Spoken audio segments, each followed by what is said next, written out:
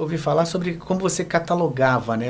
Parece que os artistas eram contratados para você catalogar, desenhar os espécimes. Também não tinha essa ligação? Ainda tem. Até hoje tem, porque hoje com a fotografia e com a reconstrução tridimensional, você tem outras técnicas de reprodução de um ser vivo, né? De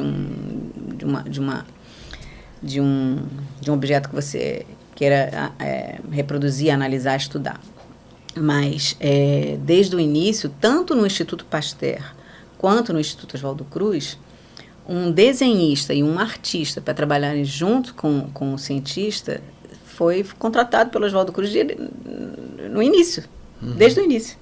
As pranchas de ciência que são publicadas naquela época são belíssimas, porque são feitas pelos artistas. Eram artistas profissionais que eram contratados pelos institutos de pesquisa.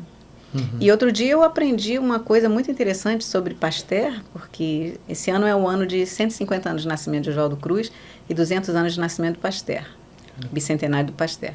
Nós fizemos uma sessão científica sobre isso, e eu aprendi que o Pasteur, ele fazia litografia. Olha só. E ao fazer litografia, ele conhecia muito o direito e o esquerdo, o verso e o reverso. E ao pensar uma molécula química, entender, por exemplo, direito e esquerdo e a dispersão da luz pelas moléculas químicas, que foi uma das grandes descobertas do Pasteur, isso foi influenciado pela formação artística que ele tinha com litografia. Imagina que coisa incrível. Muito incrível. Porque outros não tiveram a mesma sacação. Às vezes, certas sacações, certas percepções dos cientistas são muito impactadas pela formação que eles têm.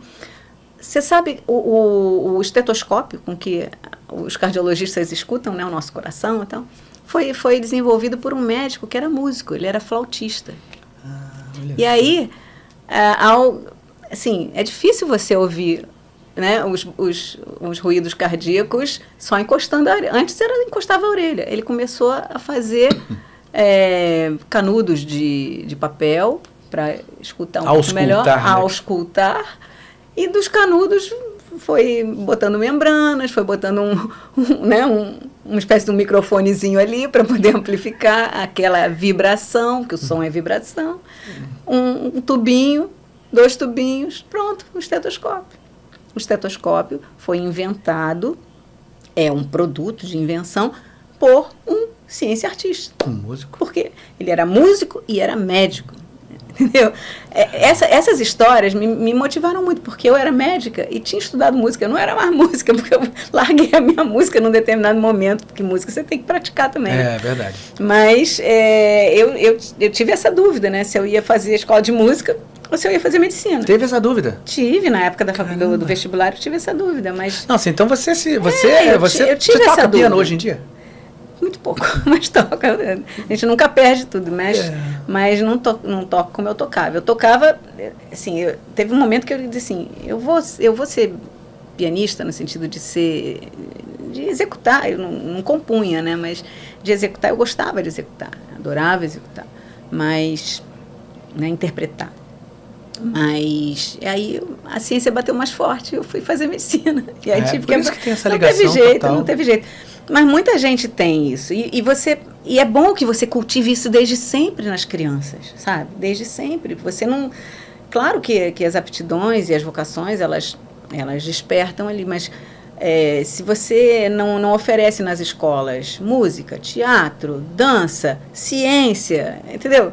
Você fecha todas as possibilidades. Empobrece a cultura das pessoas. Das crianças e dos jovens. Então, a defesa por ciência e arte é a defesa da inserção da prática de ciência e arte, de ciência e de arte no ensino, desde da creche até a pós-graduação. Porque depois que você passa ali da quinta série, né, quando você entra no 6º ano, você já não está mais... Já tem a separação. Você né? Você já não desenha nunca mais, você já não pinta nunca mais. Então, é isso. Se não foi até ali, provavelmente... A escola tem que reintegrar as artes e as ciências da maneira mais integrada possível. Essa é a nossa defesa, né? É o que a gente tenta discutir, formar professores, a gente forma especialistas, mestres e doutores que pensem sobre essa interdisciplinaridade e essa multidisciplinaridade, que elas não fiquem só nas suas caixinhas específicas. Por mais que a gente tenha que se especializar, né? Claro. Não tem ciência que não seja especializada. É, mas você não falando... pode ficar só especializado. Você tem que... né?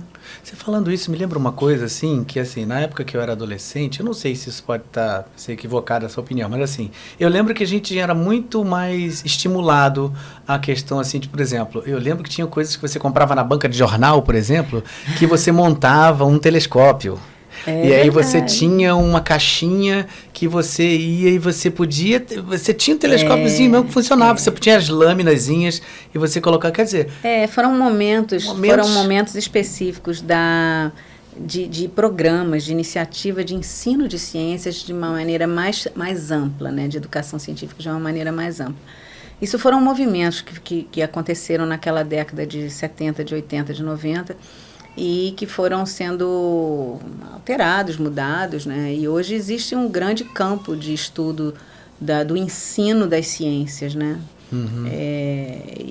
Eu gosto muito desse campo.